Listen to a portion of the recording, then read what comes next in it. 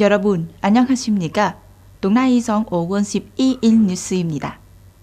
재정부는 100만 명 이상의 사람들에게 세금 체납된 번금과 체납액은 탕감했습니다.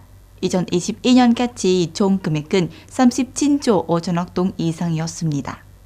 재정부 관계자는 기본적으로 미치는 사람은 목일은 100% 완료하는 반면 체납 번금과 체납액 예상보다 60%에 이른다고 평가했습니다. 이에 앞서 국회는 국가 예산은 납부할 수 없는 대상자에 대한 재무 탕감 및 조세 재무 탕감에 관한 결의안을 제정했습니다. 이것은 미분 무채를 처리하기 위한 중요한 법적 근거입니다. 이를 통하여 회수할 수 없는 가상 무채와 번금 은 발생시키지 않도록 합니다. 동나이성 당위원회는 사이버 공간의 안정이라는 주체로 2023년 전년 단체를 위해 법률 교육을 모집하고 훈련하는 회의를 개최했습니다.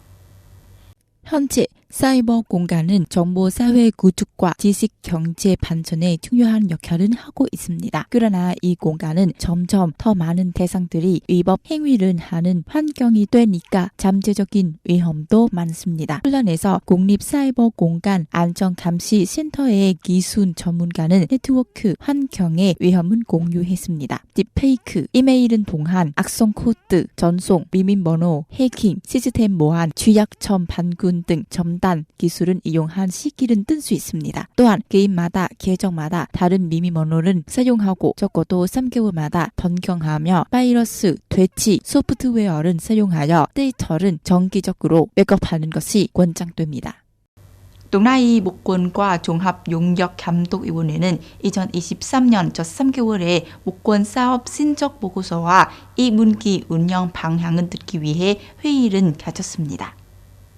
보고서에 따르면 동나이 목권의 인분기 총 매출은 1조 3천억 동 이상으로 연간 계획 26.5%에 달하며 같은 기간에 비해 16% 이상 증가한 것으로 나타났습니다. 납세 후 잔여이익은 1,910억 동으로 연간 계획의 거의 29%에 도달했으며 같은 기간에 비해 4.3% 증가했습니다. 국가 예산 납부액은 5,210억 동으로 계획의 거의 30%에 도달했으며 같은 기간에 비해 19% 늘었습니다. 전통적인 목권 소비율은 99.9%로 같은 기간보다 1% 이상 증가했습니다. 이것들은 동나이 목권이 2023년에 한정된 임무 목표를 달성할 수 있도록 도와주는 긍정적인 수치였습니다. 어떤 륵성 이민위원회 무위원장은 회사가 달성한 노력과 결과를 높이 평가했으며 95% 이상의 전통적인 목권 소비율을 유지하기 위해 노력한 것은 회사에게 요청도 했습니다.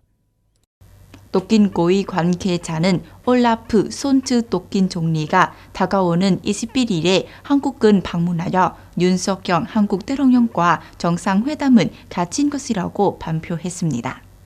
손츠 총리는 일본 히로시마에서 열린 G7 정상회의에 참석한 뒤 한국을 방문한 것입니다. 방문 기간 동안 손츠 총리는 먼저 미무장 지대를 방문한 예정입니다. 이후 손츠 총리는 윤석열 대통령과 양자 회담을 갖고 독일로 돌아가기 전에 만찬에 참석한 예정입니다. 의리다 에른스트 부인이 손츠 총리를 동반한 것입니다. 의제와 방문 목적은 공개되지 않았습니다. 손츠 총리는 2010년 앙겔라 메르켈 전 총리가 G20 정상회의에 참석하기 위해 방문한 이후 13년 만에 처음으로 서울을 방문하는 독일 지도자가 된 것입니다.